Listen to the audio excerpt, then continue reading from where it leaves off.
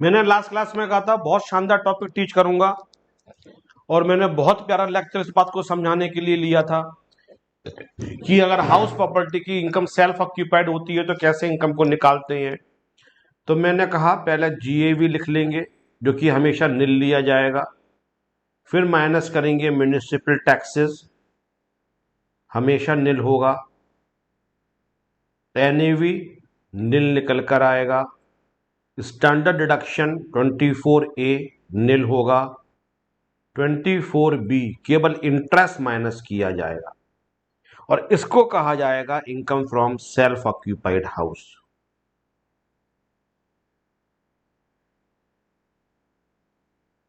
तो ये compulsorily negative निकल के आएगी। अब दोबारा पर्पस तो नहीं बताऊंगा क्यों किया गया, लास्ट क्लास में बहुत लंबा लेक्चर दिया था कि सरकार भी चाहती है आपके पास घर हो और सरकार उसके अंदर कंट्रीब्यूट करना चाहती है।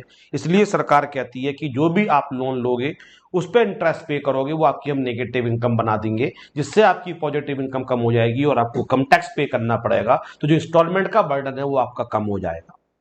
लेकिन जो आप सेल्फ ऑक्यूपाइड में इंटरेस्ट माइनस करते हो वो एक लिमिट से ज्यादा का माइनस नहीं किया जाएगा, और वो लिमिट है जो 24B के अंदर दे रखी है, maximum deduction under section 24B in case of self occupied residential house. जो भी मैं पढ़ा रहा हूं उसका लेट आउट से कोई रिलेशन नहीं है, वो केवल और केवल सेल्फ ऑक्यूपाइड के लिए मानी जाएगी। सेल्फ ऑक्यूपाइड में इंटरेस्ट माइनस होता है और एक लिमिट से ज्यादा का माइनस नहीं किया जाता है। लेट आउट में जो आप इंटरेस्ट माइनस कर रहे हो वो आपका राइट है। इनकम को अर्न करने के लिए जो भी खर्चा करते हो वो माइनस होना चाहिए, तो वो हमेशा पूरा माइनस किया जाएगा। लेकिन सेल्फ ऑक्यूपाइड में जो इंटरेस्ट माइनस हो रहा है वो आपका राइट नहीं है, वो आपको बेनिफिट दिया जा रहा है। एक बात मैं हमेशा बोलता हूं और आप उस बात को समझने की मेरी कोशिश करो तो आप टैक्स को एंजॉय करोगे। एक चीज होती है राइट, एक चीज होती है बेनिफिट। राइट का मतलब होता है आपका अधिकार है, यू डिजर्व दैट थिंग। और बेनिफिट का मतलब होता है आप डिजर्व नहीं करते हो लेकिन सामने वाला अपनी तरफ से वो आपको दे रहा है। जब भी आपका राइट होता है तो आप किसी भी हद तक जाते हो राइट को लेने के लिए, आप लड़ने तक को तैयार हो जाते हो। और आप डिजर्व नहीं करते हो तब भी सामने वाला कोई बेनिफिट दे रहा है तो झुक के उस बेनिफिट को लिया जाता है। जितना मिल रहा है उतना कोई प्रसाद समझ के रख लो, उससे ज्यादा की उम्मीद मत करो।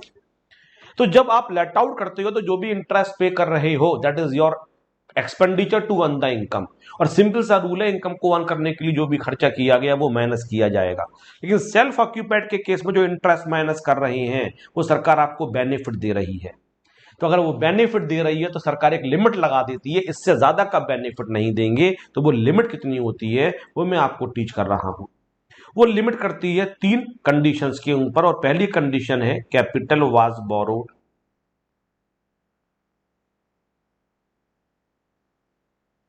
ऑन और आफ्टर 1 अप्रैल 1999 फॉर एक्विजिशन और कंस्ट्रक्शन। इसके बाद लिखा हुआ है दूसरी कंडीशन, और वो लिखी हुई है एक्विजिशन और construction is completed within 5 years from the end of year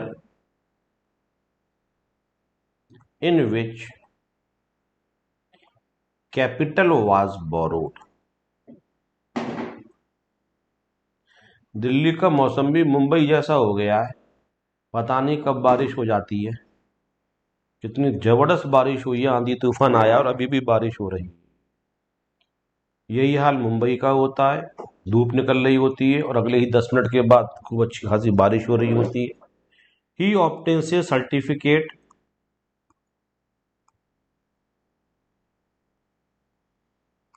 from the person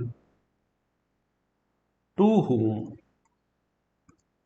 interest is paid. और पहली बात देखो मैंने एंड लगाया है और नहीं लगाया है, तीनों कंडीशन सेटिस्फाइड होनी चाहिए। तो जो मैक्सिमम डिडक्शन अलाउ किया जाएगा वो हो जाएगा ₹2 लाख। और इस साइड में मैंने लिखा एनी वन और मोर कंडीशंस आर नॉट सेटिस्फाइड।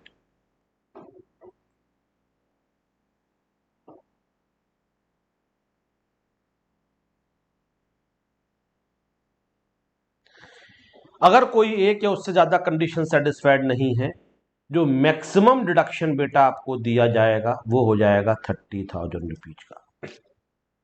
तो ध्यान से देखो जो मैं पढ़ा रहा हूं आपके लिए, जो कुछ पढ़ा रहा हूं पहली बात तो कान खोल के सुन लो, वो सेल्फ ऑक्यूपाइड रेजिडेंस के लिए है। उसका लेट आउट से दूर दूर तक किसी भी तरीके का कोई रिलेशन नहीं है। वो केवल और केवल लेट आउट के लिए एप्लीकेबल होगा, उसका किसी भी तरीके से रिलेशन नहीं है सेल्फ ऑक्यूपाइड का। यहां पे 3 कंडीशंस मैंने लिखी। Capital was borrowed on after 1 April 1999 for acquisition और कंस्ट्रक्शन।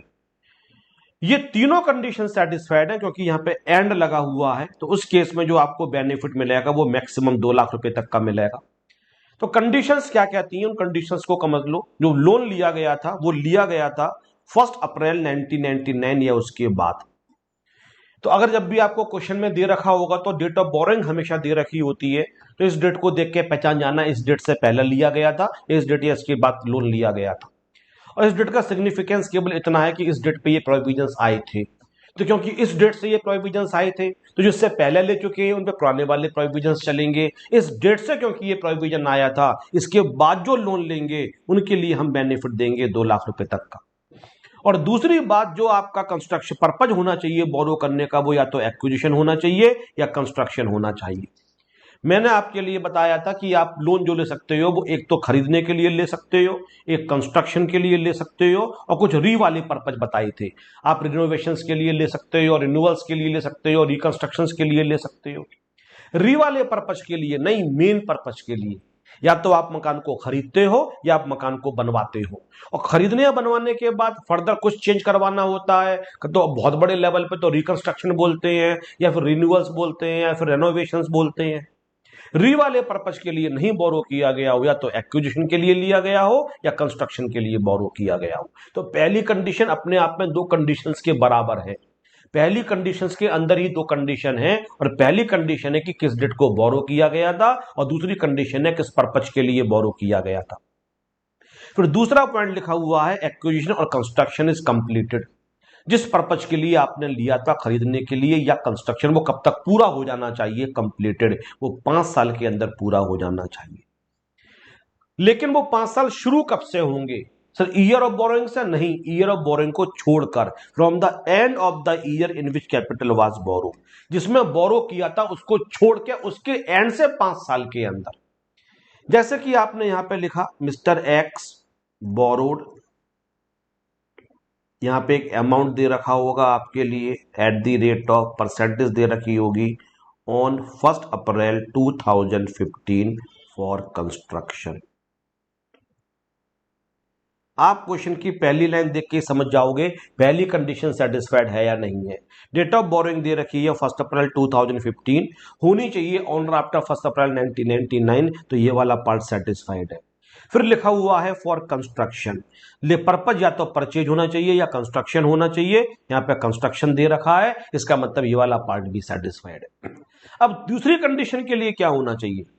अब पहले ये देखो किस ईयर में बोरो किया गया था। बोरो किया गया था 15-16 में, इसको छोड़ देना। इसके बाद के 5 साल लिखना 16-17, 17-18, 18-19, 19-20 एंड 20-21। तो ये जो 5 साल आप लिख लोगे, इन 5 साल के अंदर या तो मकान आपको खरीदना पड़ेगा या कंस्ट्रक्शन पूरा हो जाना चाहिए। कई बच्चे गलती करते हैं 15-16 से काउंट करना शुरू कर देते हैं, जबकि एक्ट में लिखा हुआ है from the end of the year, and of the year in which capital was borrowed. जिसमें बोरो किया था उसके एंड से 5 साल, तो लास्ट डेट क्या हो जाएगी 31 मार्च 2021। तो अगर मैं आपको देता हूं प्रॉपर्टीज कंप्लीटेड ऑन 17 अक्टूबर 2019, तो कंडीशन सेटिस्फाइड हो गई। और मैं कहता हूं डेट ऑफ कंप्लीशन 15 नवंबर 2021, तो कंडीशन सेटिस्फाइड नहीं हुई क्योंकि इस डेट के बाद आप कंप्लीट कर रहे हो। तो आपको सेल्फ ऑक्यूपाइड में हमेशा चेक करना पड़ेगा कि 5 साल के अंदर, और ईयर ऑफ बोरोइंग को छोड़कर। सर ईयर ऑफ बोरोइंग को क्यों छोड़ा गया? जिससे कि सबको इक्वल 5 ईयर्स मिले। अगर आप ईयर ऑफ बोरोइंग को भी काउंट कर लेते तो किसी को तो पूरे 5 साल मिलते, किसी को पूरे 5 साल नहीं मिलते। सर क्यों? जिसने 1 अप्रैल को बोरो किया होता उसको पूरे 5 साल मिल जाते, और किसी ने 15-16 की लास्ट डेट पे 31 मार्च 16 को बोरो किया होता तो उसका 1 साल तो वैसे ही निकल जाता, 15-16 भी काउंट करते। तो जिस ईयर में बोरो किया गया उसको छोड़कर जो अगले 5 साल है उसमें या तो मकान खरीदना पड़ेगा या कंस्ट्रक्शन पूरा हो जाना चाहिए। लोग बहुत लेट लतीफ होते हैं, हम हमेशा काम को पोस्टपोन करने में यकीन करते हैं। हम भी, आप भी, जितने भी हम लोग हैं ह्यूमंस, वो हम चीजों को हमेशा पोस्टपोन करते रहते हैं। आप लोग एग्जामिनेशन फॉर्म कब भरते हो? बिल्कुल लास्ट डेट पे भरने की कोशिश करोगे। आप ये नहीं सोचते हो कि उनकी हो सकता है कि इंटरनेट आपका डाउन हो जाए, उनकी सर्विसेज किसी भी तरीके से हैंग हो जाए। अब जिस दिन रिजल्ट आया था उस दिन उनकी वेबसाइट पे इतना ज्यादा लोड पड़ गया था कि बहुत स्लो रेस्पॉन्स कर रही थी उनकी वेबसाइट। चलो रिजल्ट में तो कुछ नहीं है, 2 घंटे बाद देख लेंगे, हालांकि क्यूरियोसिटी उस समय भी होती है, 4 घंटे के बाद देख लेंगे। लेकिन अगर आप एग्जामिनेशन फॉर्म भर रहे हो, लास्ट डेट है और किसी वजह से इंटरनेट डाउन है, आपका आपका मोबाइल, आपका लैपटॉप काम नहीं कर रहा है, उनकी उनकी जो साइट है उसका मेंटेनेंस चल रहा है, वो कितनी से हैंग हो गई, फिर क्या करोगे? कितने लोग आप लोगों में से बैठे हुए जो हमेशा ये काम लास्ट डेट पे करते हैं? सरकार चाहती है कि आप मकान जल्दी से जल्दी पूरा करवाओ, तो सरकार एक मोटिवेशन दे रही है। सरकार कहती है 5 साल का टाइम सफिशियंट है, 5 साल में कंप्लीट करवा लो अगर 2 लाख तक का बेनिफिट चाहिए। और अगर ये कंडीशन पूरी नहीं करी तो केवल 30,000 रुपए का बेनिफिट मिलेगा। सोचो कितना बड़ा पनिशमेंट हो जाएगा। जो 2 लाख रुपए तक इंटरेस्ट माइनस होता वो केवल 30,000 रुपए तक माइनस होगा। मतलब 1,70,000 रुपए माइनस नहीं हो पाएगा आपकी इनकम में से। और 1,70,000 रुपए पे 30% से टैक्स बनता है 51,000, 51,000 टैक्स आपको पे करना पड़ सकता है। और 1 साल नहीं, वो तो फिर हर साल ही 30 की लिमिट लगेगी। फिर सोचो, आप अगर 20% वाले स्लैब में भी फॉल करते हो तो 1,70,000 का 20% होता है 34,000, 34,000 रुपए ज्यादा टैक्स पे करना पड़ेगा अगर आपने 5 साल के अंदर मकान को नहीं बनवाया या कंस्ट्रक्शन पूरा नहीं कर पाया। तो जब भी आप अपना कोर्स पूरा कर लो तो अपने क्लाइंट्स को हमेशा एडवाइज करो, जिस ईयर में बोरो किया उसके एंड से। खरीदने वाले तो खरीद लेते हैं, कंस्ट्रक्शन में कई बार बहुत टाइम लग जाता है, तो उनको बोलो कम से कम 5 साल में अपना कंप्लीशन पूरा करवाओ अगर आपको हायर रेट का रिडक्शन चाहिए।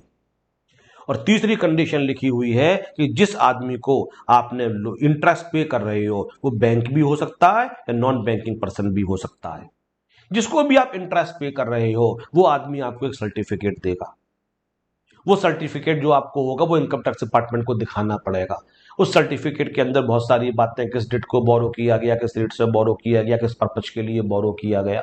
तो वो सर्टिफिकेट जब तक आप नहीं दिखाओगे डिपार्टमेंट के लिए तब तक आपके लिए पहली कैटेगरी सेटिस्फाई नहीं मानी जाएगी। तो एग्जाम के अंदर 2 कंडीशन तो आप चेक कर लोगे, अब तीसरी कैसे चेक करोगे? वो तो थ्योरेटिकली है। तो या तो क्वेश्चन पेपर में स्पेसिफिकली दे रखा होगा कि ही ऑब्टेन्ड द सर्टिफिकेट, या सर्टिफिकेट नहीं लिया। अगर क्वेश्चन साइलेंट है और पहली 2 कंडीशन सेटिस्फाइड है तो नीचे नोट डाल देना, it is assume the third condition is satisfied. क्योंकि थर्ड को हम प्रैक्टिकली चेक नहीं कर सकते हैं, तो अगर क्वेश्चन साइलेंट हो और पहली 2 कंडीशन सेटिस्फाइड है तो हमेशा हम अज्यूम कर लेते हैं तीसरी कंडीशन भी सेटिस्फाई होगी। और अगर ये तीनों कंडीशन सेटिस्फाइड है तो 2 लाख रुपए तक का, 2 लाख का नहीं, मैक्सिमम 2 लाख का पहले इंटरेस्ट वैसे ही निकाल लेना जैसे निकालना सिखाया था लास्ट क्लास में। फिर 2 लाख से कंपैरिजन करना, अगर 2 लाख से कम निकल के आया था तो पूरा माइनस कर देना, और 2 लाख से ज्यादा निकल के आया होगा तो केवल 2 लाख रुपए माइनस करोगे।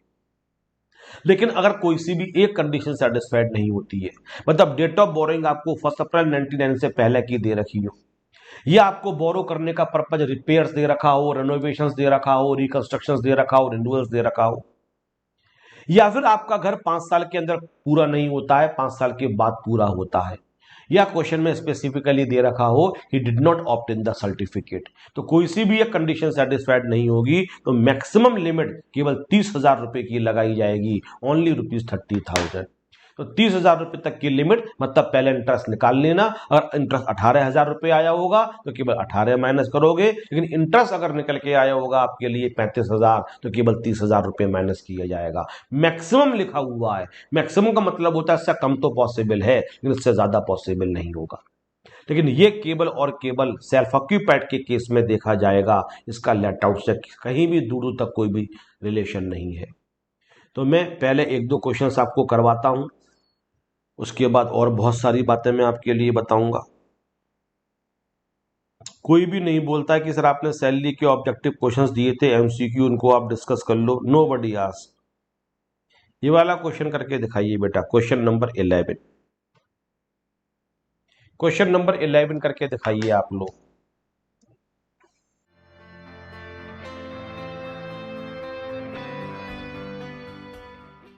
मैं करवाता हूं बेटा, you post your answer. Mister X owns a house property in Delhi, property was used by X and his family members. अब जैसे ही आपने ये लाइन पढ़ी तो बाकी की सब चीजें पढ़ना ही मत। म्यूनिसिपल वैल्यू, फेयर रेंट, ये सब बेफालतू की चीजें हो गई, क्योंकि जीएबी भी नील हो गई, म्यूनिसिपल टैक्सेस भी नील हो गया, एनएबी भी नील हो गया, डिडक्शन भी नील हो गया। बस 24 बी माइनस होता है, कुछ भी माइनस नहीं होता है। तो पहले हम इंटरेस्ट कंप्यूट कर लेते हैं। 12 लाख रुपए बोरो करे थे 10% के रेट से 1 अप्रैल 18 के लिए, और कंस्ट्रक्शन पूरा हुआ था 21-22 के अंदर। तो मैंने तरकीब बताई थी, पहले प्रीवियस ईयर 22-23 लिख लेना। 12 लाख का 10% हो गया 1,20,000 रुपए। फिर लिखना प्री कंस्ट्रक्शन पीरियड, 18-19 से शुरू करेंगे, 18-19, 19-20 और 20-21, और जिस ईयर में कंप्लीट हुआ उससे पहले वाला। फिर कान खोल के सुन लो, डेट ऑफ कंप्लीशन नहीं देखनी है, ईयर ऑफ कंप्लीशन देखना है, क्योंकि 21-22 में कंप्लीट हुआ तो 21-22 का इंटरेस्ट तो 21-22 में ही माइनस हो गया होगा, तो पीसीपी उससे 1 साल पहले तक लेंगे, 20-21, ये 3 साल निकल के आएगा। तो 1,20,000 को 3 से मल्टीप्लाई करेंगे और 5 से डिवाइड कर देंगे। तो 1,20,000 इंटू 3, 3,60,000, इसको 5 से डिवाइड करेंगे। तो मेरी मैथमेटिक्स ये कहती है कि ये 72,000 आना चाहिए, पता नहीं कितना आएगा, डिवाइड बाई 5, 72,000, ये आ गया 1,92,000। लेकिन इतना रुक जाना, अभी नहीं, अभी नहीं। अगर कंडीशन सेटिस्फाइड होगी तो 2 लाख की लिमिट, तो हम 192 पहले पूरा माइनस कर देंगे, और अगर कंडीशन सेटिस्फाइड नहीं होगी तो लिमिट 30,000, तो केवल हम माइनस करेंगे 30,000। तो पहली कंडीशन है capital was borrowed on after 1 अप्रैल 1999, और यहां दे रखा है 1 अप्रैल 2018। तो पहली कंडीशन तो सेटिस्फाइड, पहला पार्ट तो सेटिस्फाई हो गया, तो यहां C1 लिख लिया कंडीशन, इसका एक पार्ट तो सेटिस्फाई हो गया। For the purpose of construction और एक्विजिशन, क्वेश्चन पेपर में कंस्ट्रक्शन दे रखा है, तो C1 के तो दोनों पार्ट सेटिस्फाइड हो गई, मतलब C1 सेटिस्फाइड हो गई। C2, जिस ईयर में बोरो किया गया था उसके एंड से 5 साल के अंदर बोरो किया गया था 18-19, इसको छोड़ के पहले मैंने 5 साल लिख लिए, 19-20, 20-21, 21-22, 22-23 एंड 23-24। इन 5 साल के अंदर घर पूरा हो जाना चाहिए, और कंस्ट्रक्शन पूरा हो गया था 21-22 में, मतलब 5 साल के अंदर पूरा हो गया था, तो C2 भी सेटिस्फाइड। और मैंने कहा C3 हम अज्यूम कर लेंगे सेटिस्फाइड है, अगर दोनों नोट डाल देंगे, it is assumed C3 is satisfied. तो अगर तीनों कंडीशन सेटिस्फाइड होंगी तो 2 लाख तक का क्लेम कर सकते हो, लेकिन क्योंकि आपका 192 था तो 192, तो नेगेटिव इनकम निकल के आ जाएगी 1,92,000। और जब भी नेगेटिव इनकम निकल के आए तो मिठाइयां बांटनी चाहिए।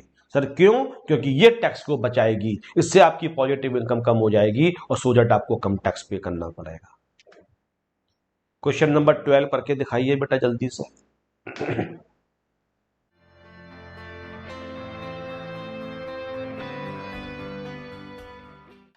Mr. X owns a house property, construction of which was completed on 1st December 21. It was used by owner for his residence throughout the previous year. अब आपको आगे सोचना ही नहीं है, सब कुछ नील हो गया, केवल इंटरेस्ट निकालना है।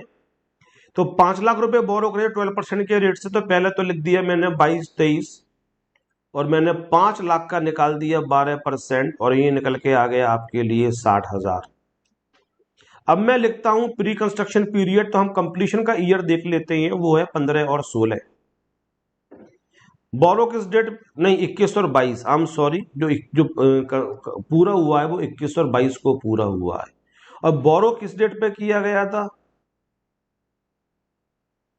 1 अप्रैल 15 के लिए, तो 15-16 के बाद के 5 साल लिख लेते हैं, 15-16 को हटा देते हैं, 16-17, 17-18, 18-19, 19-20, 20-21, 20-21 के अंत तक पूरा हो जाना चाहिए, और एक हुआ 21 और 22 में, 5 साल के बाद पूरा हुआ। तो भले ही आपका, अच्छा पहले इंटरेस्ट निकाला तो है ही नहीं, मैंने इंटरेस्ट निकाल दूं बेटा पहले मैं, तो पहले पीसीपी लिख लेते हैं हम लोग, 15-16, 16-17, 17-18, 18-19, 19-20 और 20-21, 21-22 से पहले वाला पीरियड 20-21, तो 15-16, 16-17, 17-18, 18-19, 19-20, 20-21, 6 साल का हो गया। तो यहाँ पे लिखा 60,000 इंटू 6 डिवाइड बाई 5, तो ये हो गया 72,000, तो ये निकल के आ गया 1,32,000। पहले इंटरेस्ट निकालना जरूरी होता है, उसके बाद कंडीशंस चेक करेंगे। तो पहली condition, capital was borrowed on after 1 अप्रैल 1999, यहां दे रखा है 1 अप्रैल 15, ये सेटिस्फाइड है। फॉर द कंस्ट्रक्शन और एक्विजिशन यहां दे रखा है कंस्ट्रक्शन सेटिस्फाइड है, तो C1 सेटिस्फाइड हो गई। अब C2 कहता है जिस ईयर में बोरो किया उसके एंड से 5 साल के अंदर, तो 15-16 को पहले छोड़ दिया, उसके बाद साल के 5 साल लिखे, 16-17, 17-18, 18-19, 19-20, 20-21, इन 5 साल में पूरा हो जाना चाहिए, लेकिन घर पूरा हो रहा है इन 5 साल के बाद, तो मैक्सिमम लिमिट लगेगी 30,000 रुपए। तो फिर आप सब कुछ निल कर दोगे, आंसर आपका नेगेटिव 30,000 रुपए निकल के आ जाएगा।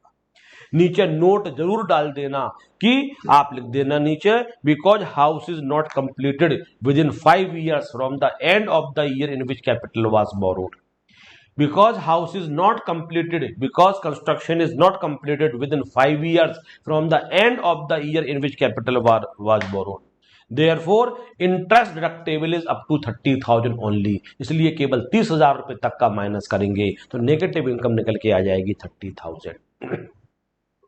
अब जब कल मैं आपको पढ़ा रहा था, तो मैंने आपसे कहा था कि बेटा जो सेल्फ ऑक्यूपाइड का सेक्शन होता है, वो 2 सेक्शंस मैंने लिखवाए थे, 23 सबसेक्शन 2 2A भी लिखवाया था, और 23 सबसेक्शन 2 क्लॉज B भी लिखवाया था। और यहां एक बात और लिखी हुई है, through out the previous year, through out the previous year. Through out the previous year का मतलब होता है आप पूरे साल उस मकान में खुद रहे, पूरे साल के लिए, तभी वो सेल्फ ऑक्यूपाइड माना जाता है। लेकिन सर यहां पे 2 क्यों लिखे हुए हैं, A और B? ये बात जान लो, क्योंकि ये बात थ्योरेटिकली पेपर में आ सकती है, और अगर जिंदगी में कभी टैक्स की प्रैक्टिस करी तब भी काम में आएगी। क्लॉज A में तो ये लिखा हुआ है कि तुम खुद रहते हो मकान के अंदर, लेकिन B में लिखा हुआ है कि अगर तुम पैसा कमाने के लिए किसी दूसरे शहर में जाते हो, और इस वजह से तुम्हारा अपने शहर में जो मकान है वो खाली पड़ा रहता है पूरे साल के लिए, तब भी उसको सेल्फ ऑक्यूपाइड मान के टैक्स में बेनिफिट दे दिया जाएगा।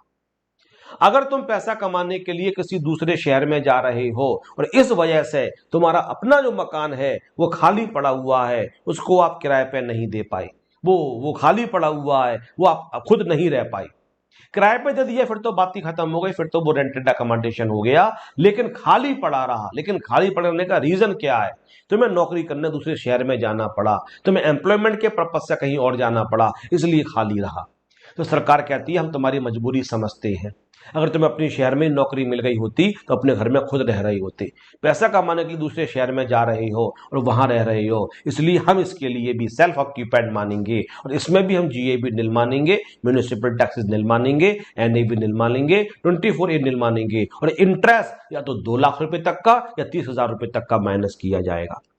तो ये छोटी छोटी बातें होती हैं, ये पेपर में बहुत बड़ा इंपैक्ट डालती हैं, इनको बहुत सीरियसली करने की रिक्वायरमेंट है। तो देखो मैंने जहां पे सेल्फ ऑक्यूपाइड लिखा, पहले लिखा 23 2A, इसके आगे लिखा if the house property is occupied by the owner, is occupied by the owner for his own residence throughout the previous year. लेकिन B में क्या लिखा हुआ है, if assessee owns a house property which can not be actually occupied by reason of the fact, reason क्या होना चाहिए, that owing to his employment, business और profession carried on by at any place, at any other place, and he has to reside at that place in a building not belonging to him, the annual value of such house shall be taken as nil. तो वो कहते हैं कि suppose करते हैं मैं बरेली का रहने वाला, और बरेली में मेरे पास मेरा कोई मकान है, हाउस है, जिसका मैं ओनर हूं, और मैं पैसा कमाने के लिए दिल्ली आ गया हूं, और दिल्ली में मेरा अपना मकान नहीं होना चाहिए, दिल्ली में मैं रेंटेड अकोमोडेशन में रहता हूं। अब मजबूरी समझो मेरी, दिल्ली में मैं रेंटेड अकोमोडेशन में रहता हूं और मेरा बरेली वाला मकान इस वजह से क्या है, खाली पड़ा हुआ है। सरकार कहती देखो कितनी मजबूरी है इस आदमी की, अपना मकान होते हुए भी आदमी को रेंट पे करना पड़ रहा है। मैं कहूंगा सर आपने आपने बिजनेस अब मेरे शहर में आपने मुझे नौकरी दिलवाई नहीं, आप जॉब्स क्रिएट्स करो मेरे शहर के अंदर, बिजनेस अपॉर्चुनिटीज क्रिएट करो मेरे शहर के अंदर। तो सर मैं वहां पे भी मैं क्यों दिल्ली आके इस तरीके से रहूंगा, अपने घर में आराम से रहूंगा। सरकार समझती हम तुम्हारी मजबूरी समझ रहे हैं, इसको भी हम सेल्फ ऑक्यूपाइड मानेंगे बरेली वाले के लिए, और हम इसमें जीएबी नील मान के जैसे सेल्फ ऑक्यूपाइड की इनकम निकालते हैं वैसे ही निकालेंगे। तो अगर आपका मकान खाली इस वजह से रहता है कि नौकरी करने या पैसा कमाने दूसरे शहर में गए और दूसरे शहर में अपना मकान नहीं है, दूसरे शहर में आप रेंटेड अकोमोडेशन पे रहते हो, तो उस केस के अंदर इज दैट क्लियर, समझ में आ गया? हाँ जी सर समझ में आ गया। तो ध्यान रखना 23(2)(a) और बी अलग अलग पर्पज से बनाए गए, लेकिन दोनों का ट्रीटमेंट सेम होता है, बिल्कुल सेम तरीके से उन दोनों का ट्रीटमेंट किया जाएगा। अब सुनो ध्यान से मेरी बातें, मैं कई बार मूड में पढ़ाता हूं, आज मैं मूड में पढ़ा रहा हूं आप लोगों के लिए। 23(1) है, 23(2) है, 23(3) है, 23(4) है। 1 पढ़ा दिया। 1 बात करता है लेट आउट के केस में जीएवी कैसे निकाली जाएगी। 23(2) ये कहता है अगर सेल्फ ऑक्यूपाइड रेजिडेंस है तो उस केस के अंदर जीएवी को निल माना जाएगा, और वो ये जीएवी को निल मानता है, इसलिए इसको निकालने का तरीका आपको इसमें सिखाया गया। 23 सबसेक्शन 3 पहले पढ़ाना चाहिए था, लेकिन जो मैं पढ़ा रहा हूं वो 24 पहले पढ़ाऊंगा क्योंकि उसका 2 से डायरेक्टली रिलेशन है इस वजह से। तो 23(4) पढ़ो आप, इसको कहा जाता है डीम्ड लेट आउट। और क्योंकि 3 साल पहले इसके अंदर अमेंडमेंट किया गया था, इसलिए इसको पहले करेंगे, उसके बाद 23(3) में आएंगे what is the meaning of deemed let out. मैं एक फेवरेट क्वेश्चन है मेरा, कई सालों से मैं बच्चों से बैच में पूछ रहा हूं कि तुम्हारे पास 2 ब्रेड्स है, ब्रेड के 2 पीसेज हैं या रोटी के 2 पीसेज हैं, और आपका पेट एक रोटी से आराम से भर जाएगा। आप एक रोटी की आपको भूख है और आप एक रोटी खा लोगे, एक ब्रेड खा लोगे तो आपका पेट भर जाएगा। तो बच्चों से मैं पूछता हूं बताओ बेटा दूसरी ब्रेड का क्या करना चाहिए। कभी बच्चे सही आंसर्स देते हैं, कभी बच्चे गलत आंसर्स देते हैं। कई बार बच्चे कहते हैं सर फ्रिज में रख देंगे। मैं कहता हूँ ठीक है भाई, ये भी आंसर ठीक है, फ्रिज में रख देंगे, जब भी शाम को मन करेगा तो खा लेंगे। मैं कहता हूं कोई और आंसर, कोई और बेटर आंसर। तो कुछ बच्चे आंसर देते हैं हाँ सर किसी को भूख लग रही होगी तो उसको वो रोटी खिला दी जाएगी, वो ब्रेड दी जाएगी। और मेरे ख्याल से ये ज्यादा ह्यूमन आंसर है, ज्यादा काइंड आंसर है और ज्यादा रीजनेबल आंसर है। पहले सबका पेट भर जाए, उसके बाद अगली बार खाने के बारे में सोचो, और होना भी ऐसा ही चाहिए। आदमी के अलावा अगली बार खाने के बारे में कोई भी जानवर नहीं सोचता है। कितने भी एनिमल्स देख लो आप, बर्ड्स भी देख लो, इवन ज्यादातर एक बार खा लेंगे, अगली बार की चिंता नहीं करेंगे। अगर आपके पास घर पे पेट है, डॉग है, अगर आपने देखा होगा, उसको खाना रखो, आप भूखा है, इस समय खाना खा रहा है, उसमें अपने पास नहीं आने देगा, उस समय तो वो खाना खाएगा, लेकिन पेट भर गया तो बचा हुआ खाना वो कहीं कुछ भी करो, फेंक दो, कुछ भी करो। वो ये नहीं कहता कि मेरा खाना मत उठाओ, इसको फ्रिज में रख दो, मुझे पता नहीं शाम को मिलेगा नहीं मिलेगा। वो इस विश्वास पे जी रहा है जिसने एक बार खाना दिया वो दूसरी बार भी खाना देगा, और हमेशा एनिमल्स को दूसरी बार खाना मिल ही जाता है। शेर के बारे में कहा जाता है शेर हर बार फ्रेश ताजा शिकार करता है। एक बार उसने कोई शिकार किया, अब पूरा नहीं खा पाया, उसका पेट भर गया, तो बचा हुआ वो छोड़ देगा, अब संभाल के नहीं रखेगा कि शाम को पता नहीं मिलेगा नहीं मिलेगा। शेर हमेशा ताजा शिकार करके खाता है। जिसने बनाया शेर को उसने उसके लिए अरेंजमेंट भी किया होगा। तो अगर भगवान पे भरोसा है, मानते हो, तो ये मानुष ने एक बार खाना दिया वो 2 बार भी खाना देगा। तो अगर तुम फॉर्चुनेट वन हो, तुम्हारे पास सफिशिएंट खाना है, तो कम से कम उसके लिए आप दे दो जो उस समय भूखा है। यही कंसेप्ट एक्चुअली में डीम लेट आउट का है। अगर आपके पास एक घर, 2 घर है, 2 घर है, हाउस 1 और हाउस 2, तो रहने के लिए कितने मकान की रिक्वायरमेंट होती है? लोग कहते हैं एक मकान की रिक्वायरमेंट होती है, सरकार कहती है तो दूसरे को क्या करना चाहिए? सर किसी गरीब को दान दे दो। नहीं, दान देने के लिए नहीं कह रहे हैं, 50-60 लाख रुपए का मकान, लेकिन कम से कम लेट आउट तो कर सकते हो ना। भैया दान मत दो तुम, क्योंकि रोटी और इसकी वैल्यू में बहुत डिफरेंस है। आपने मेहनत से पैसा कमाया था, लेकिन कम से कम आप लेट आउट तो कर सकते हो ना। और अगर आप लेट आउट नहीं करते हो तो कितने सारा लॉस कर रहे हो आप सोचो। पहला लॉस तो अपना कर रहे हो, इनकम को वन करते देखो पैसा आता। दूसरा लॉस सरकार का कर रहे हो, अगर आप पैसा कमाते सरकार को आप टैक्स पे करते। जो इनकम आप जनरेट कर सकते हो, जो आपके सामने अपॉर्चुनिटीज है, आप उसको एनकैश नहीं करना चाहते हो। और तीसरा लॉस ऑफ इंफ्रास्ट्रक्चर्स भी है। जब आप अब मकान को किराए पे नहीं दोगे तो मकान की सप्लाई कम हो जाएगी। जो रेंट के लिए मकान है, तो डिमांड बढ़ती चली जा रही है, तो मकान के रेंट भी बढ़ते चले जाएंगे। आपका एक छोटा सा डिसीजन कहां कहां इंपैक्ट डालता है, आप समझने की कोशिश करो। छोटा सा अगर आपका कुछ डिसीजन होता है, मतलब आप कोई काम करना चाहते हो, वो काम जिंदगी में आपने 10 मिनट पहले कर लिया, 10 मिनट बाद में कर लिया, इससे ये डिसाइड हो जाता है कि आपकी जिंदगी आगे क्या होने वाली है। तो मैं कहता हूं अगर एक रोटी की भूख है तो किसी को दूसरी रोटी दे दो। तो अगर एक घर है तो दूसरा घर किसी के लिए डेफिनेटली आप लेट आउट कर दो, यही होना चाहिए। कितने सारे फायदे हो सकते हैं। नहीं करोगे तो क्यों, कितना सारा आपका फर्क पड़ रहा है। आप इनकम को नहीं कमा पा रहे हो, सरकार को आप टैक्स पे नहीं कर रहे हो, आप मकान को ऑक्यूपाई कर रहे हो तो लोगों के लिए मकान की कमी हो रही है, जिससे कि मकान की डिमांड बढ़ती चली जा रही है और रेंट बढ़ता चला जा रहा है। आपका छोटा सा डिसीजन पूरे देश में कहां का इंपैक्ट डाल रहा है, समझने की कोशिश करो। तो सरकार ने कहा अगर आप अब भी इतनी सुनने के बाद भी बात नहीं मानते हो तो कोई बात नहीं, हम दूसरे घर को लेट आउट तो नहीं मानेंगे, लेकिन दूसरे घर को हम डीम लेट आउट मान लेते हैं।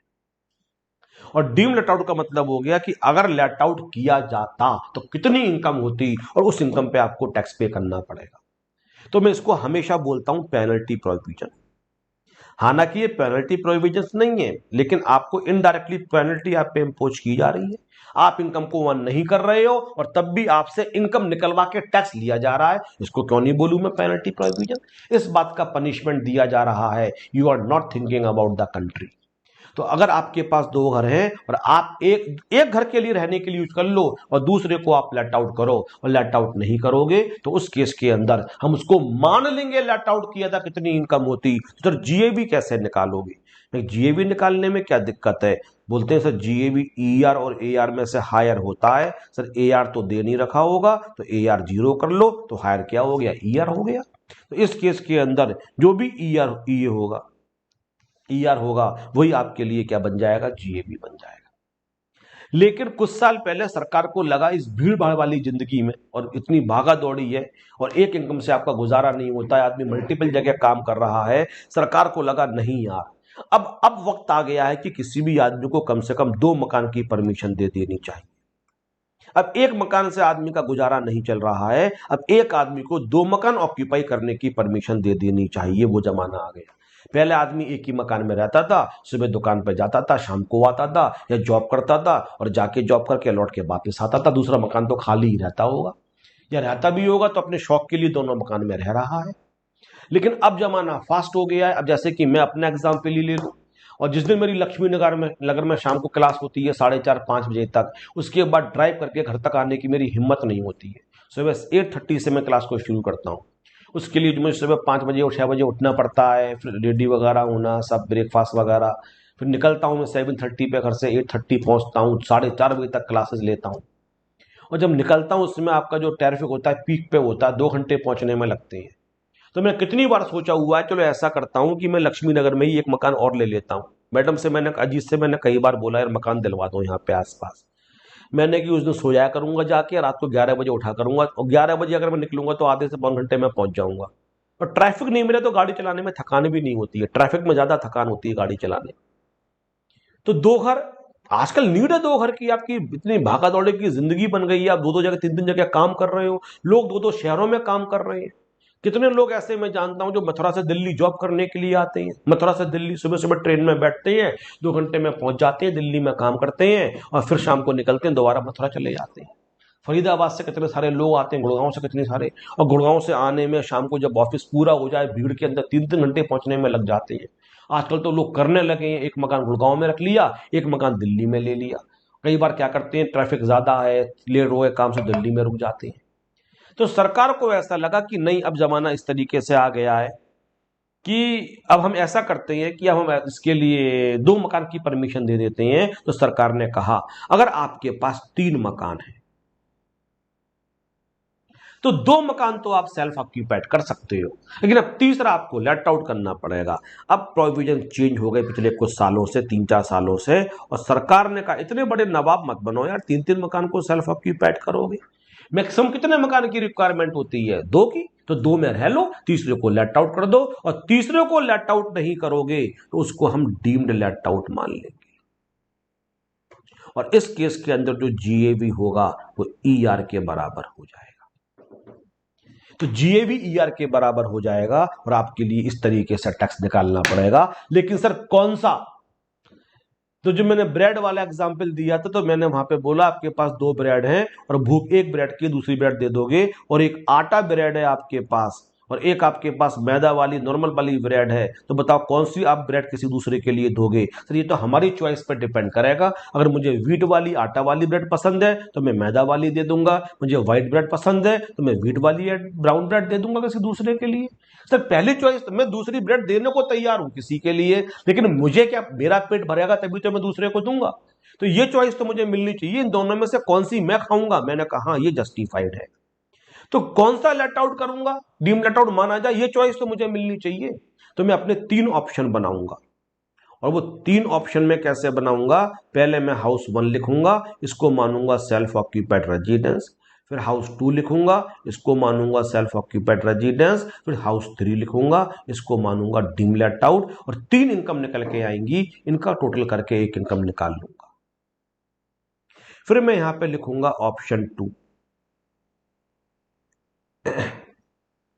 H1 को मैं मानूंगा सेल्फ ऑक्यूपाइड रेजिडेंस के लिए, H2 को मानूंगा डीम लेट आउट के लिए, और H3 को मानूंगा सेल्फ ऑक्यूपाइड रेजिडेंस के लिए, और तीनों इनकम को जोड़ के इनकम निकाल लूंगा। फिर ऑप्शन 3 बनाऊंगा, H1 को मानूंगा डीम लेट आउट, H2 को मानूंगा सेल्फ ऑक्यूपाइड रेजिडेंस, और H3 को मानूंगा सेल्फ ऑक्यूपाइड रेजिडेंस, और इस केस में भी इनकम निकाल लूंगा। पहले मैंने तीसरे को डीम लेट आउट माना, फिर बीच वाले को माना, फिर पहले वाले को माना। अब 3 इनकम मेरे पास आ गई। टैक्स पेयर मेरे पास चॉइस है, एक घर पर टैक्स पे करना पड़ेगा, तो अगर मेरे पास चॉइस है तो इन तीनों में से मैं कौन सा लूंगा? लीस्ट वाला, तो सबसे कम निकल के आएगा, that is income from house property. तो ये तो बहुत लेंथी क्वेश्चन हो जाएगा, हाँ, इसलिए प्रैक्टिकल क्वेश्चंस पेपर में इस तरीके का जनरली आता नहीं है। इसमें से आपको ऑब्जेक्टिव क्वेश्चन तो मिल सकता है, लेकिन बहुत लेंथी क्वेश्चन आपके लिए नहीं मिलेगा इसके अंदर। लेकिन मैं 2 क्वेश्चन करवाऊंगा, मैं इस बात के लिए तैयार हमेशा रहता हूं। अनएक्सपेक्टेड चीज भी कभी भी हो सकती है। जब मेरा अपना ही फॉर्मूला है, प्रोफेशनल कोर्स के अंदर बच्चे पूछते हैं सर कैसे पास होंगे, तो मेरा फॉर्मूला है जो चीज छोड़ के जाओगे वो पेपर में जरूर मिलेगी। और जो तुम्हारा लेवल है इस पे तो ये बात कम एप्लीकेबल हो, जब तुम इसके बाद वाले लेवल पे आओगे, नेक्स्ट लेवल पे आओगे, अपने ये करने के बाद फाइनल में पहुंचोगे, तब तो ये बात बिल्कुल सही हो जाएगी। जो चीज तुम छोड़ोगे वो पेपर में डेफिनेटली आपके लिए मिलेगी, वही मिलेगी, और वही कंपलसरी मिलेगी, सबसे पहले मिलेगी वही वाली चीज। तो मैं इस बात के लिए हमेशा आपको तैयार करना चाहता हूं। और जैसे सैलरी का मैंने एक एक छोटा छोटा टॉपिक आपके लिए पढ़ाया, सब कुछ पढ़ाया, कुछ भी नहीं छोड़ा। Profit in lieu of salary भी पढ़ाया, कीमन इंश्योरेंस भी पढ़ाया, foregoing of salary, surrender of salary भी मैंने पढ़ाया, सब कुछ। हाउस प्रॉपर्टी के अंदर भी कुछ भी छोड़ो मत, जो पढ़ो वो पूरा पढ़ के जाओ 100%। तो इसमें 3 बार क्वेश्चन करना पड़ेगा। लेकिन अब वो आदमी दिल में बड़ा खुश होने लगा। सरकार ने कहा खुश क्यों हो रहे हो? बोला सर अब मैं सेल्फ ऑक्यूपाइड का 4 लाख का बेनिफिट ले लूंगा। बोला सर मेरे इस घर की भी कंडीशन सेटिस्फाइड है और इस घर की भी कंडीशन सेटिस्फाइड है, तो इसका भी 2 लाख रुपए तक का मुझे बेनिफिट मिलेगा और 2 लाख का उसका भी मिलेगा। अब मेरी नेगेटिव इनकम 4 लाख रुपए आ जाएगी। सर मुझे डबल बेनिफिट हो गया। एक तो 2 मेरे सेल्फ ऑक्यूपाइड होने से, अभी तक तो हम क्या करते 3 घर में पुराने जमाने में, एक को सेल्फ ऑक्यूपाइड मानते, 2 को डीम लेट आउट मानते। पहले क्या था, एक ही को मान सकते हो सेल्फ ऑक्यूपाइड, अब 2 को सेल्फ ऑक्यूपाइड मान सकते हो। अब सर 2 सेल्फ ऑक्यूपाइड से मुझे एक बेनिफिट तो क्या हो गया कि अब डीम लेट आउट की इनकम भी सेल्फ ऑक्यूपाइड बन गई, और मैं 2-2 लाख रुपए का बेनिफिट 2 जगह लूंगा तो 4 लाख का मुझे बेनिफिट हो जाएगा। तो फिर सरकार ने कहा भाई ऐसा है, ज्यादा स्मार्ट मत बनो, दोबारा से जब 24B को विजिट करके आओ, जो हमने तुम्हें इंटरेस्ट पढ़ाया था सेल्फ ऑक्यूपाइड का। बोले वहां पे कोई चेंज है? बोले हाँ हमने वहां पे भी चेंज किया है, और वहां पे चेंज किया है अगर आपके पास 2 घर हैं और दोनों सेल्फ ऑक्यूपाइड रेजिडेंस है, तो जो मैक्सिमम डिडक्शन मिलेगा उसके लिए हमने रूल्स चेंज कर दिए सेल्फ ऑक्यूपाइड के केस में। कैसे? कंडीशंस सेटिस्फाइड, मतलब एलिजिबल कंडीशंस, जो यहां पे कंडीशंस हैं, 3 कंडीशंस हैं, सेटिस्फाइड और यहां भी सेटिस्फाइड, तो मैक्सिमम दोनों का मिला के केवल 2 लाख तक मिलेगा। 1 + 2 मिला के, दोनों का मिला के केवल 2 लाख तक का मिलेगा। और सर अगर यहां पे जो 3 कंडीशंस दे रखी हैं, एक की सेटिस्फाइड है, एक की सेटिस्फाइड नहीं है, तो अभी 2 लाख तक का मिल जाएगा, क्योंकि एक की सेटिस्फाइड है, 2 लाख के लिए तो एलिजिबल हो गई। और सर अगर जो 3 कंडीशंस होती हैं वो कंडीशंस दोनों की सेटिस्फाइड नहीं है, तो मैक्सिमम आपको 30,000 रुपए का मिलेगा। तो 24B में भी अमेंडमेंट किया गया। सरकार कहती, मैंने भी क्या बोला, राइट होता है वो अनलिमिटेड होता है, और जो आपको बेनिफिट मिलता है वो लिमिट में मिलता है। सेल्फ ऑक्यूपाइड में तो इनकम 0 आनी चाहिए, सरकार तब भी 2 लाख रुपए का तुम्हें बेनिफिट दे रही है। अब तुम इतने लालची, तुम्हें अब 4 लाख का बेनिफिट चाहिए। वाह, एक तो सरकार तुम्हें यही बेनिफिट दे रही है, 2 को सेल्फ ऑक्यूपाइड मान लिया, ये भी अच्छी बात है, वरना फिर एक को सेल्फ ऑक्यूपाइड मानते तो 2 को डीम लेट आउट मानना पड़ता। सरकार ने कहा इतनी व्यस्त जिंदगी हो गई है, बिजी जिंदगी हो गई है, चलो 2 को हम मान लेते हैं सेल्फ ऑक्यूपाइड। अब तुम्हें 4 लाख का बेनिफिट चाहिए, ये तो लालच की हद हो गई। सरकार कहती है नहीं, इंटरेस्ट की वही लिमिट लगेंगी, अगर दोनों घर की दोनों कंडीशन सेटिस्फाइड है, 3 कंडीशन, तो मैक्सिमम 2 लाख। एक की सेटिस्फाइड है, एक की सेटिस्फाइड नहीं है, तो भी 2 लाख, और दोनों की अगर सेटिस्फाइड नहीं है तो 30,000 रुपए। और ये आपके लिए डीम लेट आउट का पूरा पैकेज हो गया, जिस पे बेस क्वेश्चन अगर आया तो अच्छा खासा आएगा और आने के चांसेस कम है।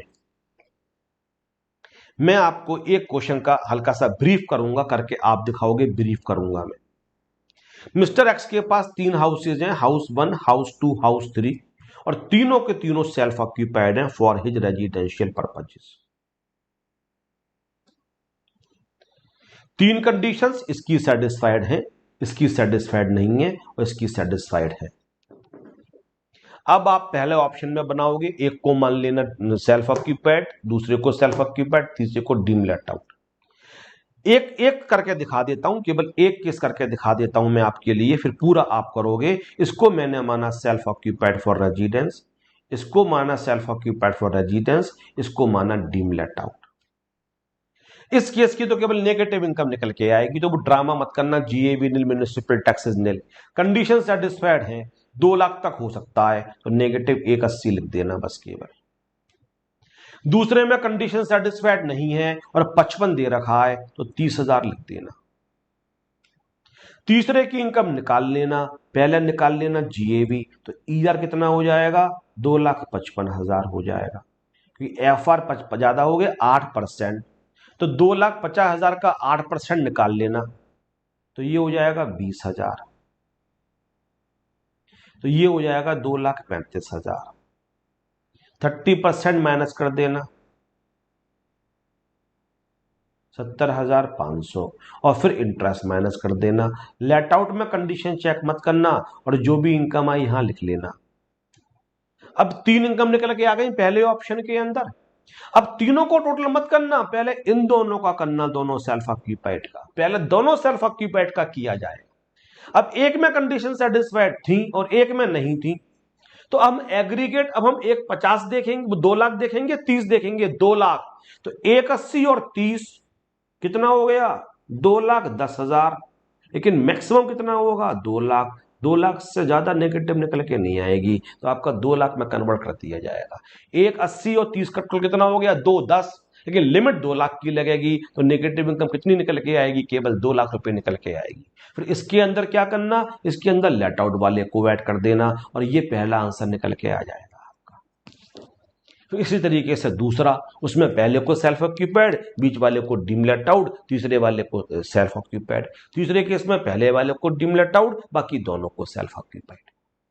तो किसी को डाउट है अभी तो जल्दी से मुझसे पूछो, डाउट नहीं है तो शुरू कर दो। ये क्वेश्चन जल्दी से मुझे करके दिखाइए। दूसरा क्वेश्चन होमवर्क बनेगा, लेकिन एक क्वेश्चन तो यहां अपने हाथ से आपको करके दिखाना पड़ेगा।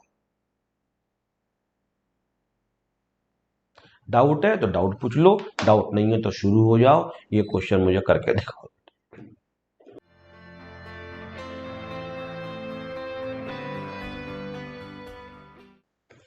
मेरी अपोज देखो, पहले मैं क्या करता हूं, तीनों की लेट आउट की इनकम निकाल लेता हूं, मैं हमेशा ऐसा करता हूं। तो जीएबी कितना हो जाएगा पहले वाले केस में 2,65,000, 10% का मतलब हो गया 26,000। तो बच्चे ने लिखा है लाइट चली गई सर इसलिए आउट हो गया, ये तो जेन्युइन रीजन है भाई। -26,000, तो ये हो गया 2,39,000। 30% निकाल लेते हैं, इंटू 30%, 71,700, माइनस इंटरेस्ट कर देते हैं 1,80,000 रुपये। तो 2,39,000 माइनस 71,700 माइनस 1,80,000, और ये आ गया 12,700। कंफर्म करो 12,700 ही आएगा। Yes sir. ओके बेटा। दूसरा जीएवी निकालते हैं, तो जो हायर आएगा वो 232 हो गया बेटा, क्योंकि लिमिट 236 है। 23,000 इसमें से माइनस कर दिया तो 2,09,000 हो गया। 30% माइनस करेंगे तो 62,700 हो गया। फिर 55,000 और माइनस कर दिया तो कितना बच जाएगा बेटा, 2,09,000 माइनस 62,700 माइनस 55,000, तो 91,300 ये पॉजिटिव आ गया बेटा। इसके बाद तीसरे की इनकम निकाल लेते हैं, तो जीए भी निकल के आ गया 2,55,000। 8% का मतलब हो गया 20,000, तो ये हो गया 2,35,000, 70,500, और 89,000 माइनस कर दिया तो 2,35,000 माइनस 70,500 माइनस 89,000 और 75,500। अब हमारे पास आ गए 3 आंसर। अब मैंने लिखा ऑप्शन 1।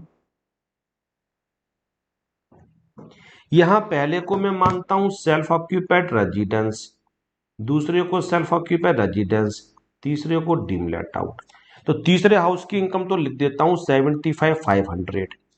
पहले की कंडीशन सेटिस्फाइड है तो नेगेटिव 1,80,000, दूसरे की सेटिस्फाइड नहीं है तो नेगेटिव 30,000। अब इनका कॉमन का, इन दोनों का नेगेटिव कितना हो जाएगा, 2,00,000, क्योंकि 2,00,000 से ज्यादा का मिल नहीं सकता है। और एक का 75, तो 2,00,000 में से ये माइनस कर देते हैं। तो यहाँ पे लिखा मैंने 2,00,000, ये नेगेटिव था, इसमें से माइनस कर दिया 75,500, तो नेगेटिव आ गया 1,24,500। तो पहला आंसर तो निकल के आ गया। अब दूसरा ऑप्शन लेता हूं मैं, यहां लिखता हूं ऑप्शन 2। पहले को मानता हूं सेल्फ ऑक्यूपाइड रेजिडेंस, दूसरे को डीम लेट आउट और तीसरे को सेल्फ ऑक्यूपाइड। तो बीच वाली इनकम तो यहां लिख देता हूं 91,300, पहली वाली 127, पहले वाले का आ जाएगा 1,80,000 नेगेटिव, कंडीशन सेटिस्फाइड है। तीसरे वाले की भी सेटिस्फाइड है तो 89,000 हो जाएगा।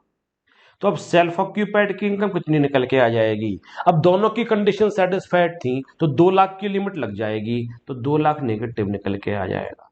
और लेट आउट की इनकम कितनी थी, 91,300, तो दूसरे वाले केस में कितनी इनकम निकल के आ जाएगी, 2,00,000 में से माइनस कर दिया 91,300, तो 1,08,700 नेगेटिव। बेटा ये दूसरी इनकम निकल कर आ गई। अब क्या करेंगे, तीसरा ऑप्शन देखेंगे, जगह नहीं है मेरे पास तो मैं यहीं कर देता हूं, आप समझ लेना कैसे मैं कर रहा हूं। अब हम क्या करेंगे, पहले को डीम लेट आउट, दूसरे को सेल्फ ऑक्यूपाइड रेजिडेंस और तीसरे को सेल्फ ऑक्यूपाइड रेजिडेंस। पहले की इनकम नेगेटिव लिख ली 12,700, दूसरे की इनकम नेगेटिव आ जाएगी 30,000 और तीसरे की नेगेटिव आ जाएगी 89,000। दूसरे में कंडीशन सेटिस्फाइड नहीं इसलिए 30 लेंगे, दूसरे 89 लेंगे। अब पहले इन दोनों की इनकम निकाल देंगे तो ये आ जाएगी 1,19,000 नेगेटिव, क्योंकि 2,00,000 की लिमिट लगेगी लेकिन 2,00,000 तक पहुंच ही नहीं पाई। फिर इन दोनों का टोटल कर देंगे तो कितना हो जाएगा 12,700, इसमें जोड़ देंगे 1,19,000, तो ये आ जाएगा नेगेटिव 1,31,700। ये आपकी तीसरी इनकम निकल के आ गई। तो 3 इनकम निकल के आ गई, 1,24,500, 1,08,700, 1,31,700। अब मेरे पास ऑप्शन है कि मैं सबसे छोटा वाला लूंगा, इन तीनों में सबसे छोटा क्या हो गया, 1,31,700, क्योंकि नेगेटिव में है जो बड़ा लग रहा है वो एक्चुअली छोटा है क्योंकि नेगेटिव में है। ज्यादा लॉस बनाओ, ज्यादा लॉस बनाओगे तो पॉजिटिव इनकम और भी कम हो जाएगी, तो आपको और भी कम टैक्स पे करना पड़ेगा। तो सबसे छोटी वाली को अपनी इनकम बनाओ। तो मैं सरकार से बोलूंगा सर पहले घर को तो मैं लेट आउट करना चाहता हूं और बाकी दोनों को मैं सेल्फ ऑक्यूपाइड मानूंगा और सर मैं 1,31,700 अपनी इनकम निकाल रहा हूं और इस इनकम के अकॉर्डिंग मेरी टोटल इनकम के लिए निकाला जाएगा। तो सब बच्चों ने सही आंसर दिया, मजा आ गया बच्चों के आंसर्स देख के।